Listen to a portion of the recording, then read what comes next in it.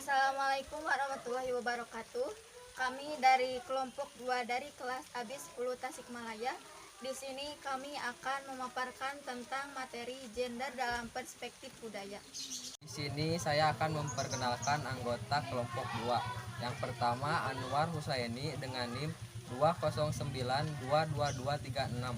Yang kedua Asti Rahmawati 209222402. Yang ketiga Dini Nuraini 209222405. Yang keempat Ega Padilah 209222283. 5 Epa 209222406. Nisan Nurul Saidah 209222235. Rike Fitriani 209222412. Yang pertama, ada pengertian kesetaraan gender dalam perspektif budaya. Budaya adalah akal budi, sebagai bagian yang memiliki peran dalam didasarkan pada seksual dan sangat memberikan variasi dalam perannya, baik dalam satu budaya maupun budaya lainnya, atau bahkan sampai pada pengelompokan strata sosial. Pada bagian lain, laki-laki dan perempuan memberikan ruang dan peran tersendiri untuk saling melengkapi dalam proses kehidupan. Kebudayaan berasal dari bahasa Sanskerta, yaitu budaya, yang merupakan bentuk jamak dari budi, budi atau akal. Diartikan sebagai hal-hal yang berkaitan dengan budi dan akal. Ada pendapat lain mengatakan budaya berasal dari kata budi dan daya. Budi merupakan unsur rohani, sedangkan daya merupakan unsur jasmani manusia. Dengan demikian, budaya merupakan hasil dan daya dari manusia. Secara umum, dapat dikatakan bahwa setiap kebudayaan mempunyai citra yang jelas tentang bagaimana laki-laki dan perempuan seharusnya bertindak. Gender dalam kehidupan masyarakat memberikan peran masing sebagai ide kultural yang menetapkan perbedaan peran baik dalam ranah publik maupun dalam ranah domestik. Dengan pertumbuhan dan mobilisasi penduduk serta perkembangan yang begitu pesat dalam revolusi industri, sangat mendukung perubahan sosial dan menetapkan keduanya untuk berinteraksi satu sama lain. Peran perempuan semakin mengalami perubahan dengan perkembangan ekonomi secara global, yang memberikan dukungan dalam meningkatkan taraf hidup perempuan. Perubahan ini akan membentuk perubahan sosial yang akan diikut dalam bentuk akulturasi dan asimilasi budaya. Keadaan ini semakin membentuk norma-norma yang ada dalam ranah domestik, telah memberikan ruang gerak untuk terlibat dalam ranah publik. Masyarakat akan terbiasa dengan banyaknya perempuan dalam menjalankan peran publik, sehingga norma yang tradisional bergeser menjadi norma kontemporer. Begitu pula perkembangan ilmu pengetahuan dan teknologi yang begitu pesat memberikan kesempatan yang sama dengan dasar hak asasi yang tidak lagi menentukan peran gender.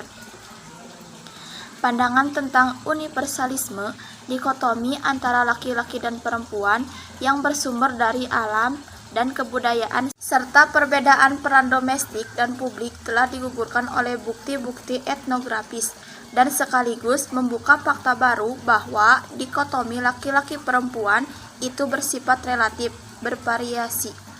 Sebagai sebuah konstruk budaya sosial, gender memang telah memberikan makna terhadap peran laki-laki dan perempuan dalam masyarakat. Dengan makna yang diberikan kepada laki-laki dan perempuan tersebut, masyarakat membuat pembagian kerja atau peran antara laki-laki dan perempuan.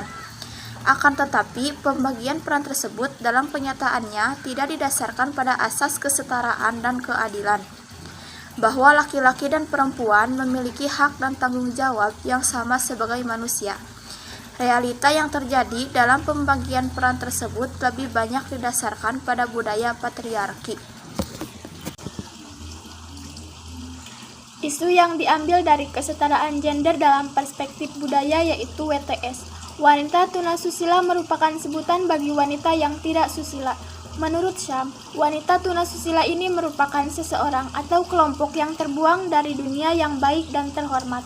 Istilah wanita tunasusila di dalam masyarakat dikenal juga dengan sebutan pelacur, pekerja seks komersial, kupu-kupu malam, sundal, sampah masyarakat, perempuan nakal, dan lain sebagainya. Berlian mengatakan di dalam masyarakat luas pelacuran diartikan sebagai hubungan antara pria atau wanita tanpa terikat piagam pernikahan yang sah.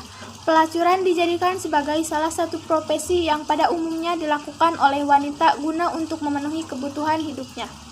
Tunasusila dapat diartikan sebagai salah tingkah, tidak susila atau tidak berhasil menyesuaikan diri terhadap norma-norma susila. Wanita tunasusila dianggap sebagai salah satu masalah sosial dan merupakan suatu perilaku yang menyimpang.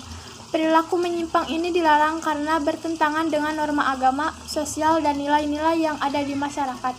Wanita tunasusila juga memberikan dampak yang berkaitan dengan masalah keluarga, pendidikan, serta kesehatan yang menyangkut penyakit kelamin karena berhubungan dengan banyak laki-laki yang dikhawatirkan dapat menyebar kehidupan masyarakat. Wanita tunasusila seringkali dipandang rendah oleh masyarakat, dijauhi, bahkan dijadikan bahan olokan atau ejekan di lingkungan tempat mereka tinggal. Kedua, hubungan BTS dengan kesetaraan gender. Keadaan ini sangat sesuai dengan masalah yang terjadi dalam kesetaraan gender, di mana peran wanita yang dipandang sebelah mata dan dianggap tidak memiliki wibawa, serta diperlakukan dengan hawa nafsu. Masalah yang kian merebak di dalamnya seperti kekerasan fisik maupun seks, eksploitasi seks, stereotipe pekerjaan yang menganggap hanya wanita yang melakukannya, dan ini merupakan kesalahan wanita, padahal peristiwa itu tidak dapat terjadi hanya satu pihak saja. Namun masyarakat hanya menganggap bahwa kesalahan itu hanya dilakukan oleh wanita saja. 3 dampak negatif akibat adanya WPS. Terdapat beberapa akibat dari adanya pelacuran, diantaranya A. Menimbulkan dan menyebarluaskan penyakit kelamin dan kulit. B. Merusak sendi-sendi kehidupan keluarga. C. Mendemoralisir atau memberikan pengaruh demoralisasi lingkungan, khususnya pada anak muda atau remaja pada masa puber dan adolescensi. D. Berkolerasi dengan kriminalitas dan kecanduan bahan-bahan narkotika. E. Merusak sendi-sendi moral, susila, hukum, dan agama. F. Adanya pengeksploitasian manusia oleh manusia lain. G. Mengakibatkan disfungsi seksual, misalnya impotensi, anorgasme, hipomania, satiniasis, ejakulasi prematur, dan lain-lain. Penanggulangan wanita tunasusila. Yang pertama yaitu penyuluhan preventif, yang dimana melakukan penyuluhan hukum, sosialisasi peraturan daerah, penyuluhan nilai-nilai agama. Yang kedua yaitu upaya represif, di mana diadakannya razia, pendataan, dan juga penahanan. Yang ketiga yaitu upaya rehabilitas. Rehabilitas tersebut berbasis panti, di mana para peserta diwajibkan tinggal di suatu asrama selama 3-6 bulan untuk mendapatkan pembinaan mental, sosial, fisik, dan keterampilan kerja, untuk mengubah cara pandang mereka tentang prostitusi dan mempersiapkan mereka untuk meninggalkan pekerjaan sebagai pekerja seks dan berintegrasi dengan masyarakat. Kesimpulan, gender tidak dapat dilihat sebagai jenis kelamin, namun peran dari laki-laki dan perempuan.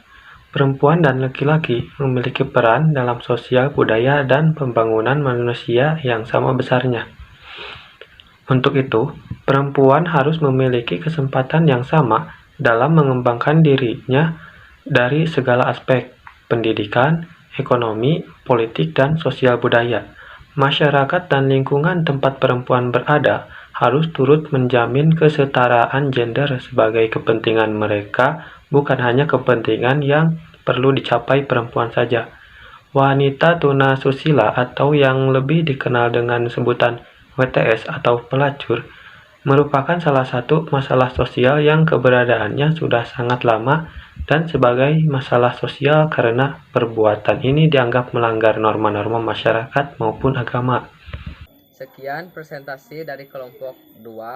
Mohon maaf bila banyak kekurangan dan salah kata. Sekian dan terima kasih. Wassalamualaikum warahmatullahi wabarakatuh.